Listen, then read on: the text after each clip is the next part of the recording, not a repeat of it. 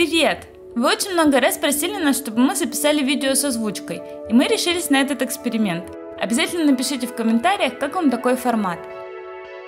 А мы приступаем ко всеми любимой и долгожданной рубрике «Что мы едим за день», в которой мы показываем простые рецепты на каждый день.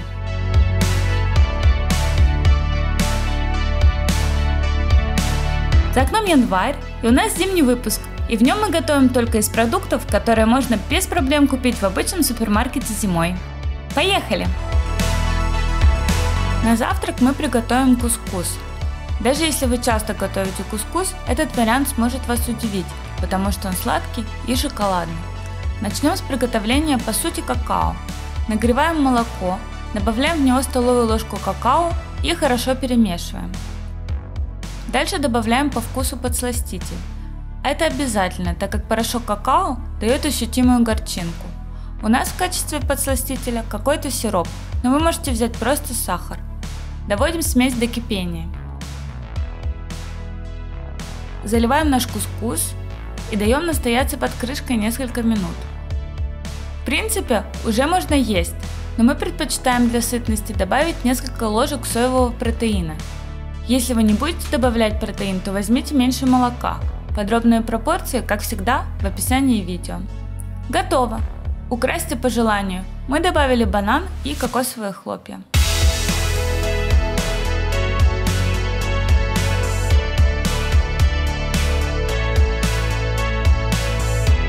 На обед у нас необычный тыквенный суп. Недавно мне нельзя было жареного и пришлось научиться готовить супы без зажарки.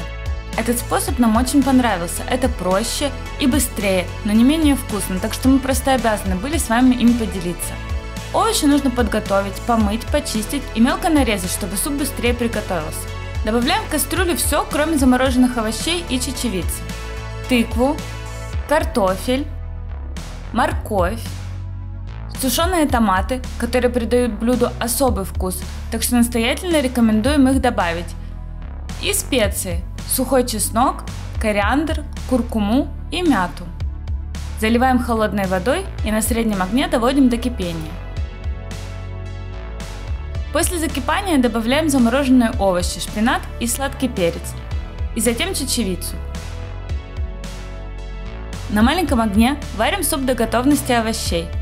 Солим, пюрируем блендером и ваш обед готов. Можно украсить семечками. Это очень вкусно.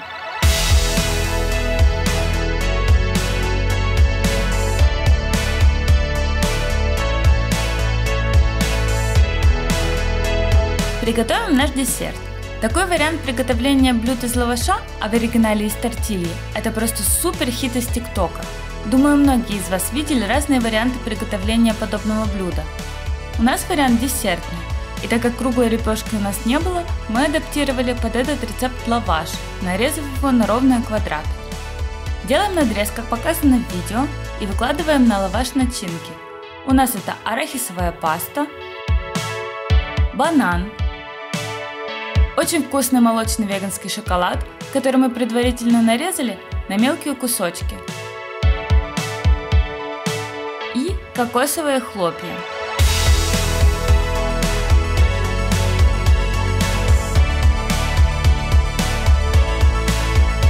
Многие обжаривают на сковороде с маслом, но мы просто подсушим наши конвертики на сухой сковороде, пока шоколад не растает, а лаваш не подсохнет. Получился очень простой и очень вкусный и хрустящий десерт.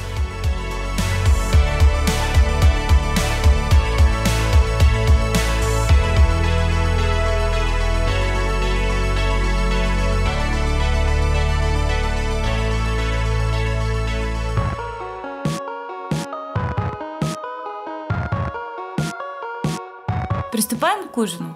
На ужин у нас еще один очень простой, можно даже сказать базовый рецепт. Мы очень любим это блюдо и часто готовим. Овощи нужно нарезать на средние кусочки. Соевый текстурат приготовить по инструкции на упаковке. В кастрюлю с толстым дном добавляем растительное масло, у нас кокосовое. Добавляем специи, куркуму, кориандр, зиру и копченую паприку.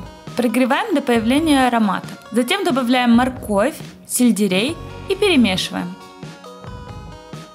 Соевый текстурат отжать и добавить к овощам. Хорошо перемешать и слегка обжарить.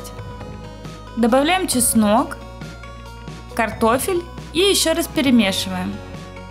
Все заливаем бульоном. Накрываем крышкой и тушим, периодически помешивая, до готовности овощей.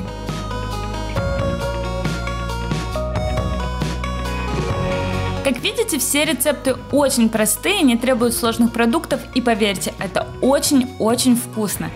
Спасибо за просмотр, и не забудьте поставить лайк, подписаться на наш канал, нажать на колокольчик, чтобы вам приходили уведомления о наших видео, и написать в комментариях, понравился ли вам наш новый экспериментальный формат, и стоит ли нам снимать еще видео с озвучкой. Пока!